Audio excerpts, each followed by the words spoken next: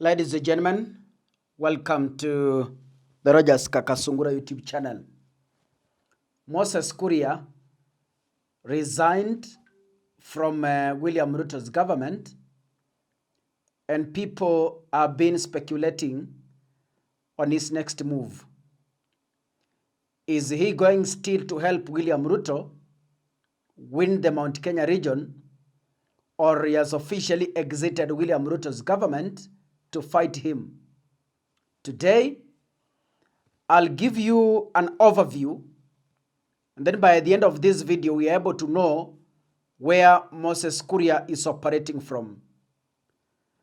When Moses Kuria was appointed as senior political advisor to William Ruto, he went a bit slow on the internet and in public appearances. He went very slow. In fact, Waswahili wanasema alienda chini ya maji. After his resignation, he has been seen making some posts directly attacking Rigathi Gachagua. Quickly, for those of you who might have missed it, on the 19th of July, Moses Kuria made the following post. Rigathi Gachagua has accused me during his tour of the US of funding and supporting Maina Njenga. I am guilty as charged. I learned from the best. I was in the room when Rigathi paid the same people money to steal Uhuru Kenyatta's goods from Northlands. And today, about 2 hours ago, Moses Kuria has made another outburst. On 11th June 2023, I was leaving an interview at Kameme FM. On my way out, I found one Maina Njenga at the reception. He requested for a photo. That is the photo that one madman, listen, mesikia lugha.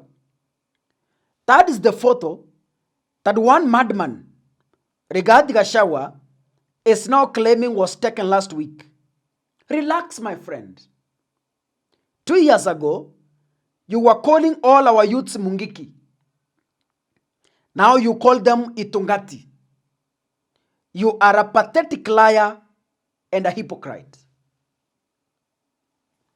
The two posts are able to tell us where Moses Kuria is coming from and where he is headed to. But again, someone could ask us a question.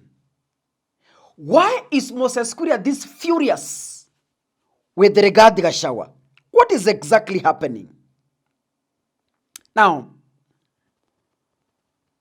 let's go back to Moses Kuria's political history. Before Moses Kuria found himself in UDA and eventually in government, he had a party. And this party ilikuwa inaitwa Chama cha Kazi.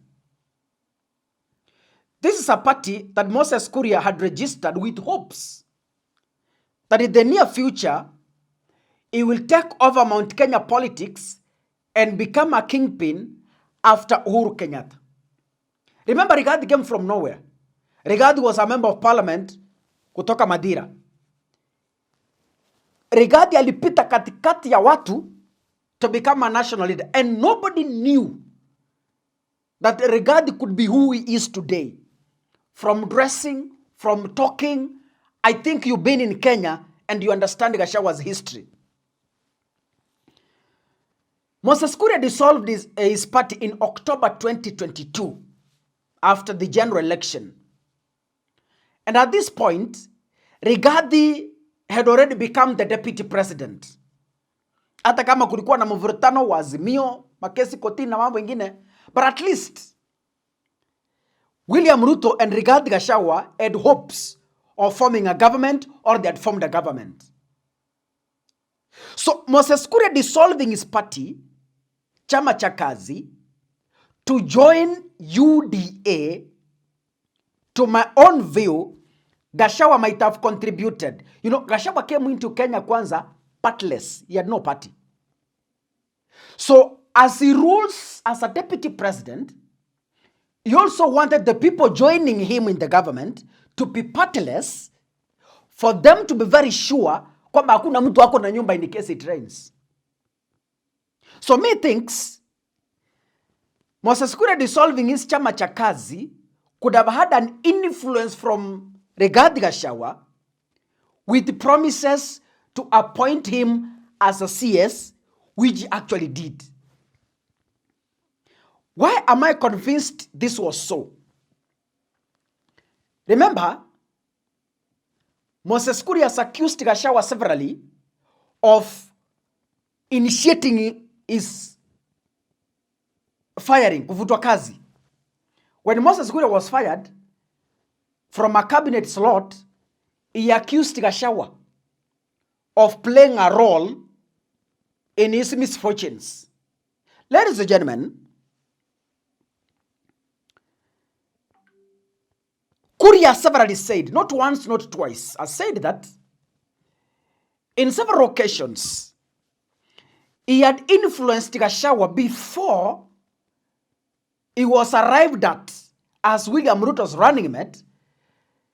Moses Kuria said that several times he has tried to talk to Gachagua to build chama cha kazi before dissolving it. Gachagua akakataa, akamwambia dissolve that party, let us join the government, I give you a CS slot. Years later, Gachagua is remaining, Moses Kuria is remaining partless. Gachagua has formed a party which has become a national figure. Moses Kuria lost a party. Moses Kuria lost a CS position, and he just became a mere political advisor. Gachagua is riding on TCP to build a national platform, as Moses Kuria is rotting in the tea plantation, trying to find out the direction out. Gachagua's outbursts could be three things to my own view and to my own assessment. Number one, it could be a way of showing Ruto that I'm able to manage Gachagua than Kindiki does. I am able to deal with Gachagua head on than how Kindiki can. That's point number one.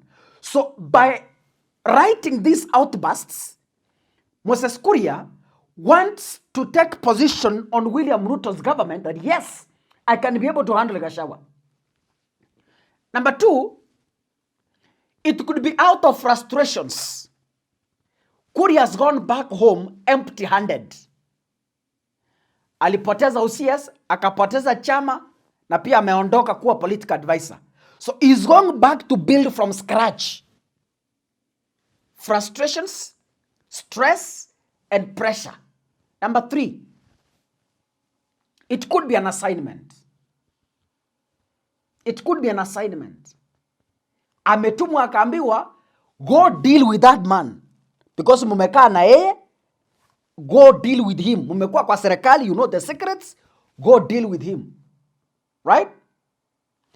I can include a fourth one, which is the last one.